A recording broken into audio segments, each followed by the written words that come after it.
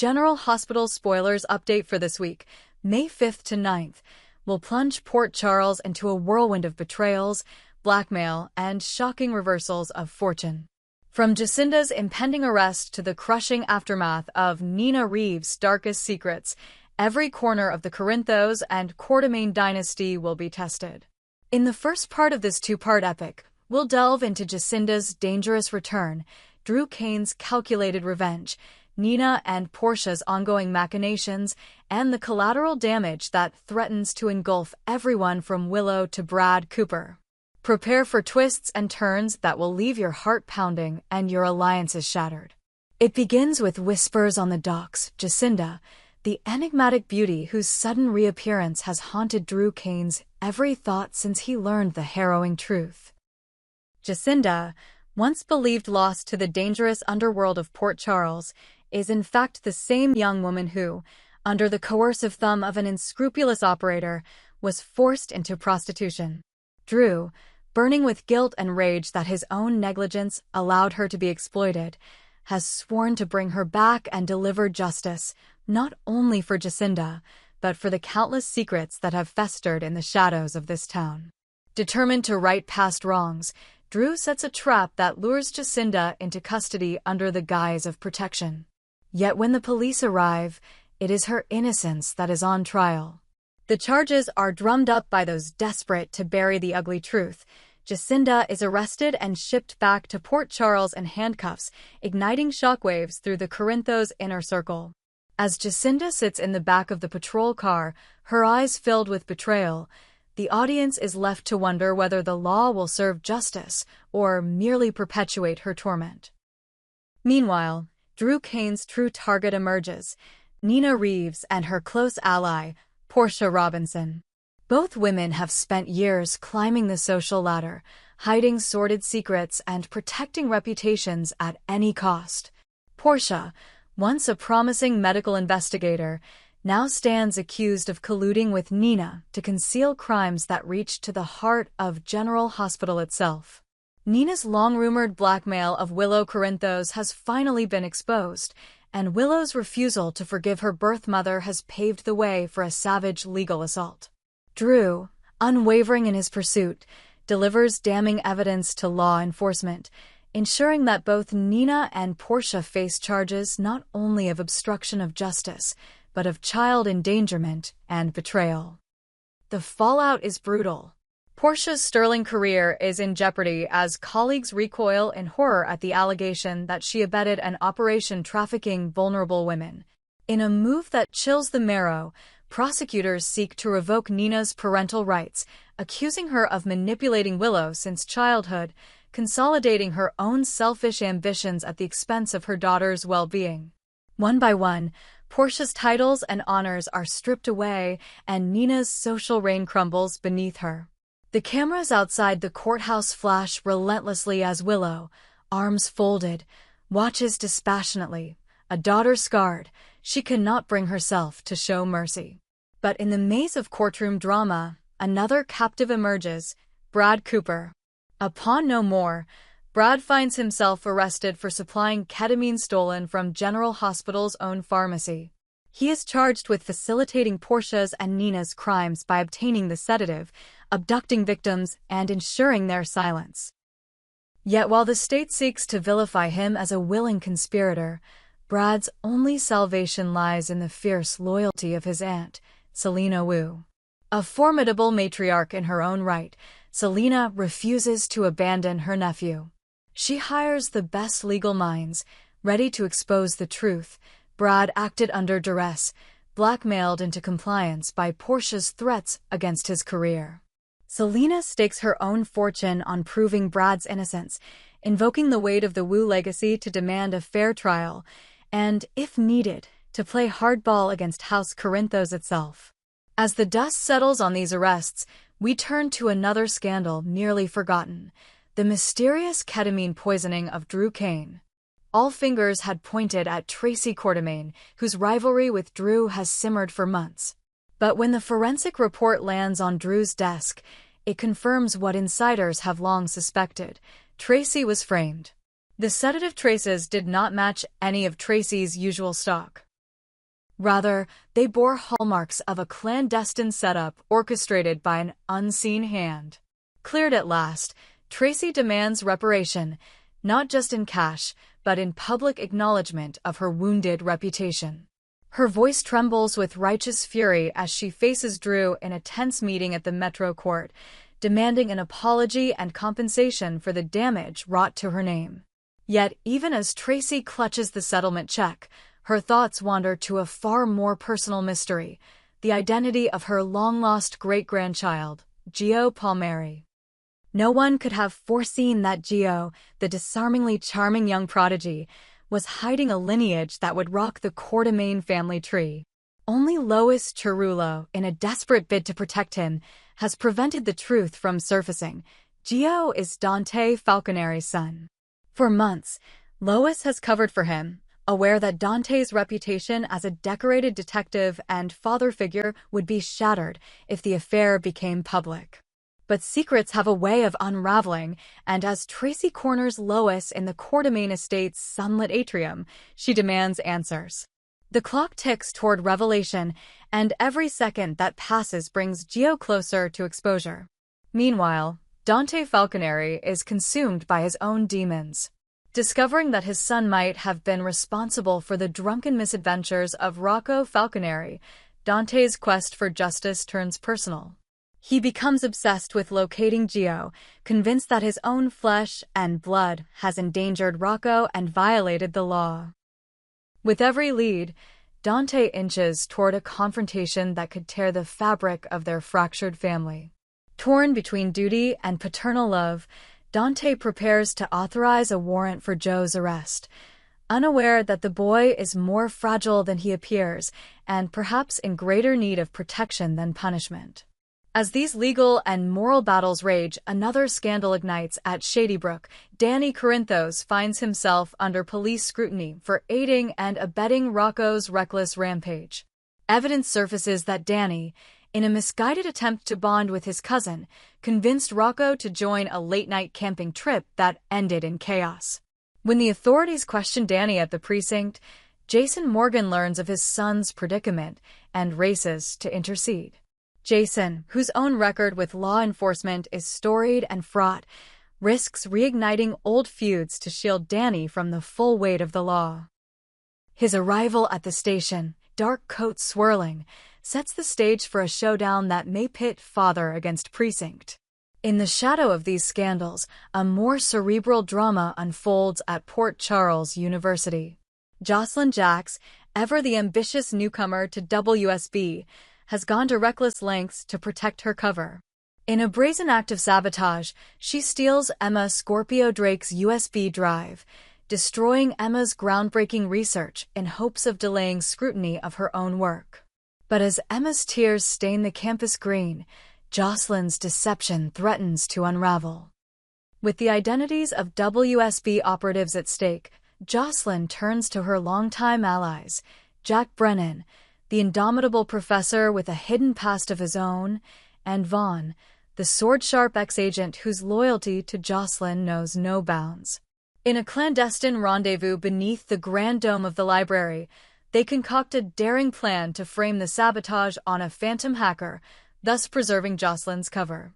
And even as renewed trust is forged between Jocelyn and her handlers, her real mission looms: to infiltrate Professor Henry Dalton's research and monitor his every move, ensuring WSB's interests are never compromised. Yet the darker the secrets that swirl around them, the more each character finds themselves grappling with personal demons. Lucky Spencer, burdened by guilt over what he has kept hidden about Christina Corinthos Davis's involvement in a violent crime, teeters on the brink of confession. His once solid morals fracture under the weight of his silence and the people he loves. Especially Elizabeth Weber, feel the tremor. Meanwhile, Alexis Davis, ever the protective mother, senses a sinister plot in her daughter's furtive behavior.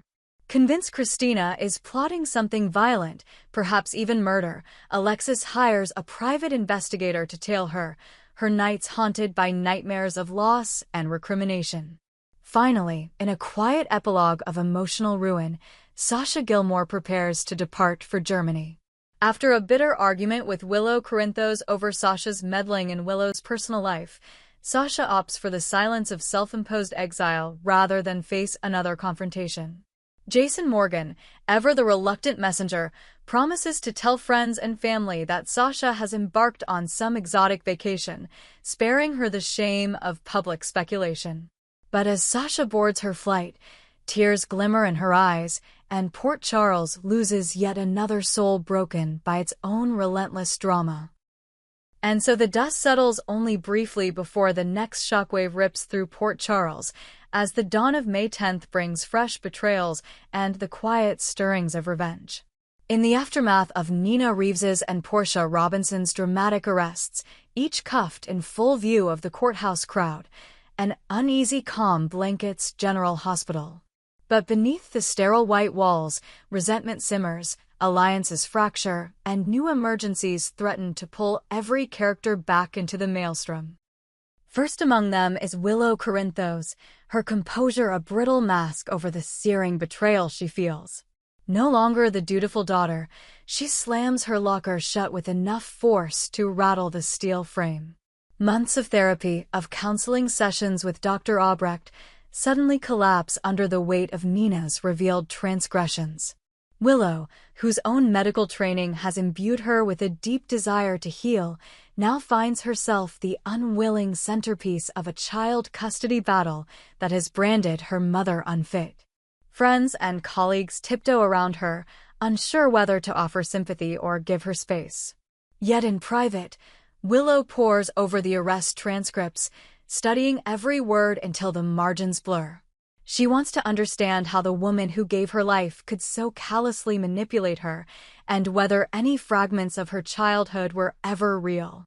In this crucible of doubt and fury, Willow resolves to reclaim her identity. Not as Nina's pawn, but as her own person, healing from the inside out. Meanwhile, Portia Robinson languishes in a stark cell at the precinct, wrestling with the shattering fall from grace. Once lauded for her ethical rigor and pioneering research into trauma recovery, she now sits on a cot, her white coat long since confiscated. Memories of her early days at the hospital, long nights treating burn victims, consoling grief-stricken families, echo mockingly in her mind. She wonders how a single moment of greed could have eclipsed decades of service. Yet Portia is nothing if not resourceful. In whispered conversations through the thin cell bars, she begins to piece together a plan to salvage her career. Pinned to a wall bulletin board is a ragged stack of legal briefs filed by her defense attorney, Selena Wu's handpicked barrister, promising to expose the blackmail that forced Portia's hand. If the trial reveals that Portia acted under direct threats to Brad Cooper's life and livelihood, perhaps her sentence will be lenient. Even now, she fantasizes about a triumphant return to General Hospital's corridors, her name cleared, her reputation painstakingly rebuilt through acts of contrition and service. Brad Cooper's predicament, however, remains the most precarious. With charges of drug theft and conspiracy hanging over him, he faces both criminal penalties and professional ruin. Yet if anyone can navigate this labyrinth of betrayal, it is Selena Wu. From her penthouse overlooking the city, Selena orchestrates a legal counteroffensive. She hires private investigators to track down every communication between Portia and Brad, searching for proof that Brad was coerced. She taps old WSB contacts to threaten potential witnesses with subpoenas unless they cooperate. And she secures media-friendly statements emphasizing Brad's long history of integrity, painting him as the tragic victim of greater powers.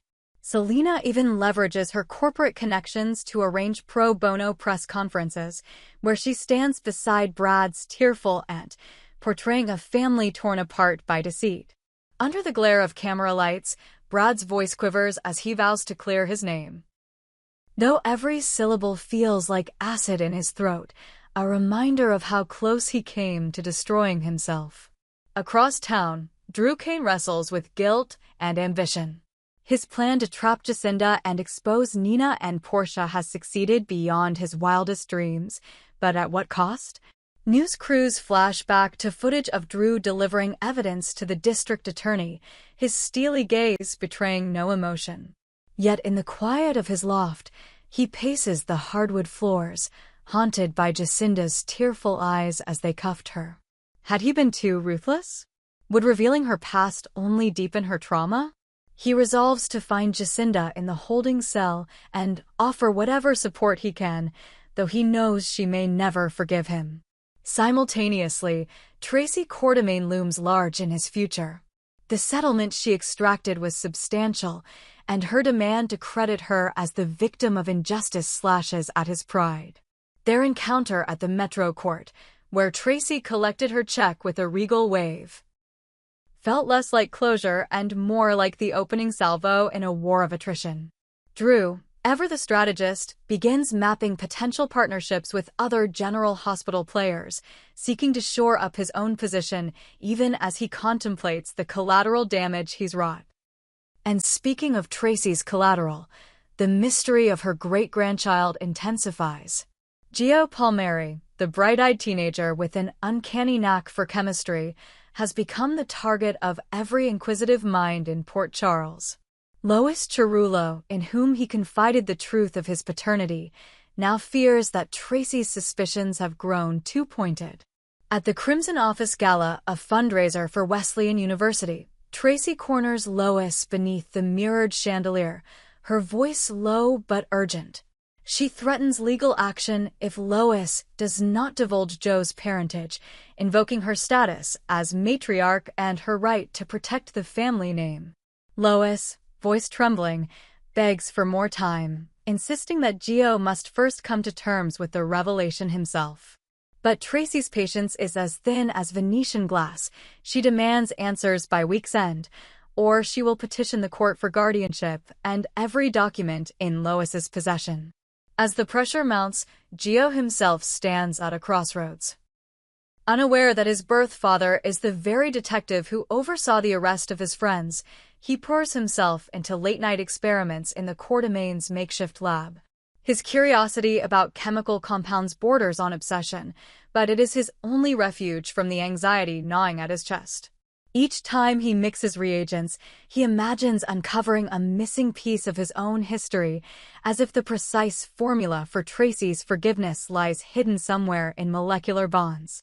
Little does he know that his compulsion to decode chemical structures will soon be tested by the forensic toxicology report in Dante Falconeri's hands.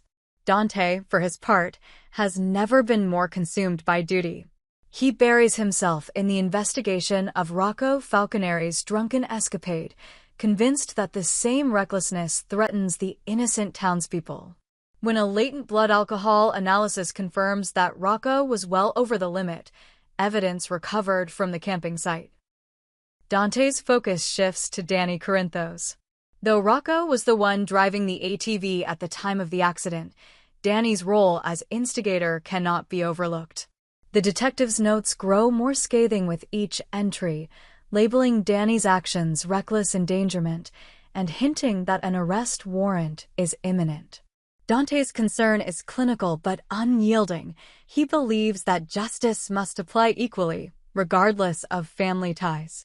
But the moment Danny steps onto 6th Street in handcuffs, everything changes.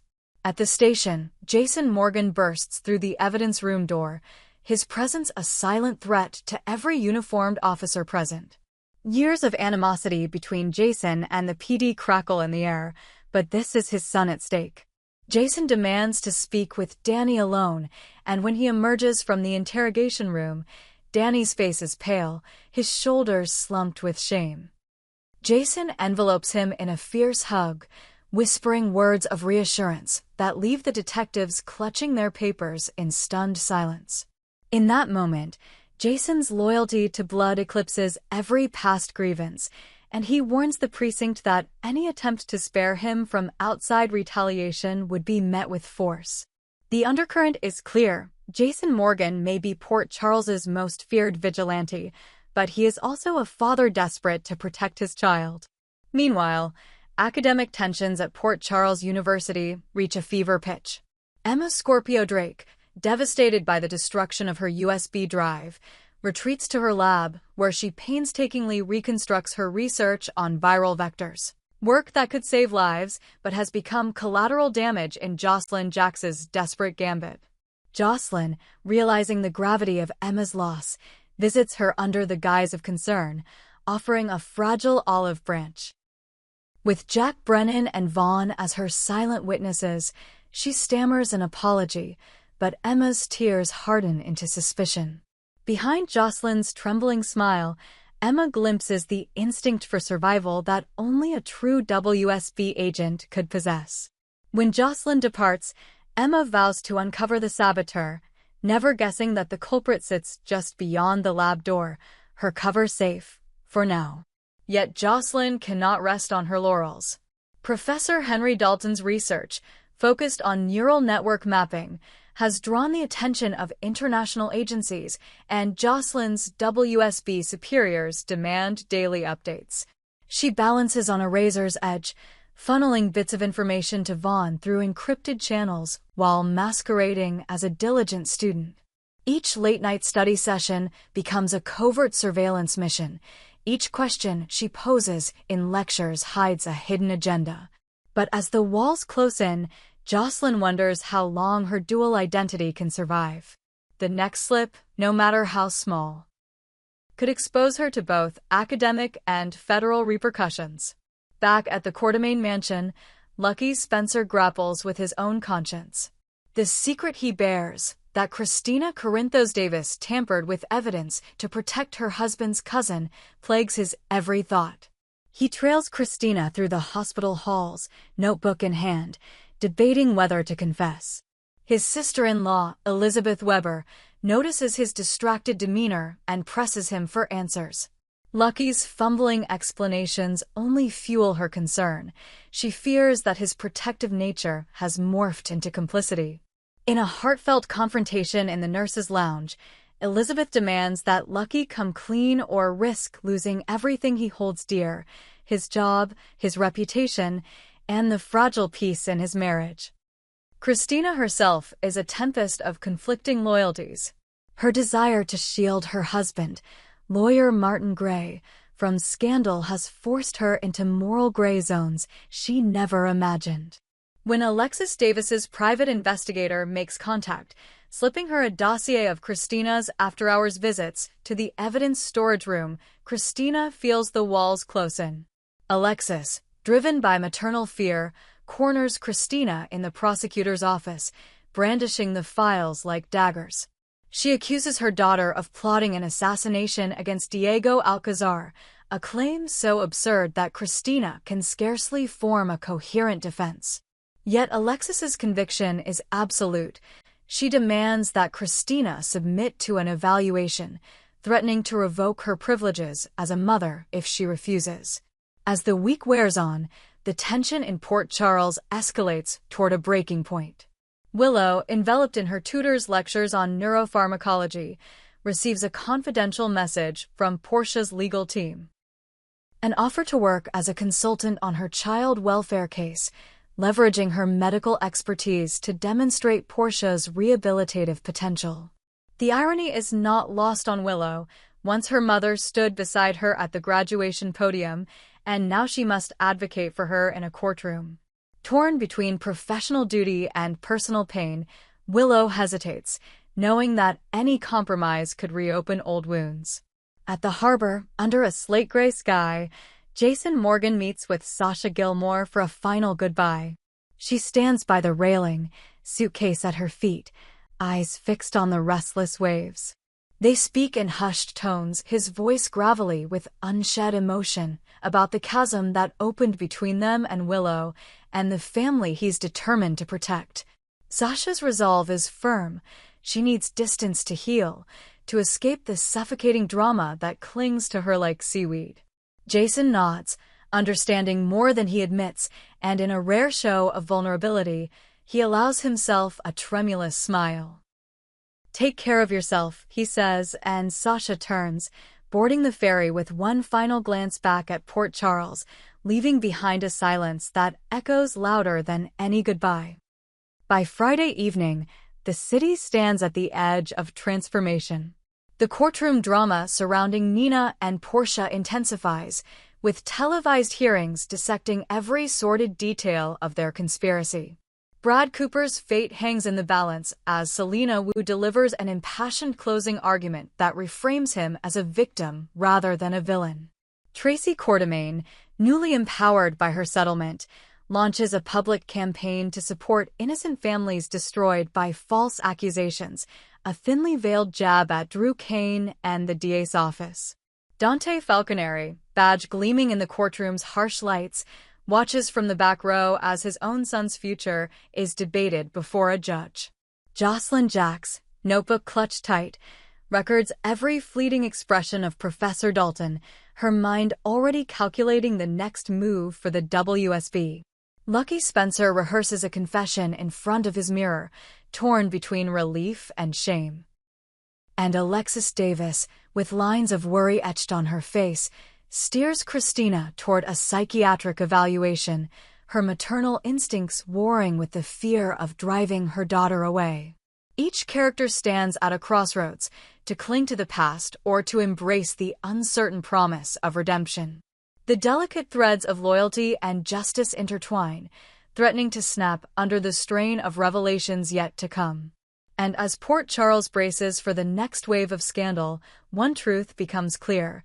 In a town where secrets are the currency of power, nobody is ever truly safe, and every confession carries the weight of life or ruin.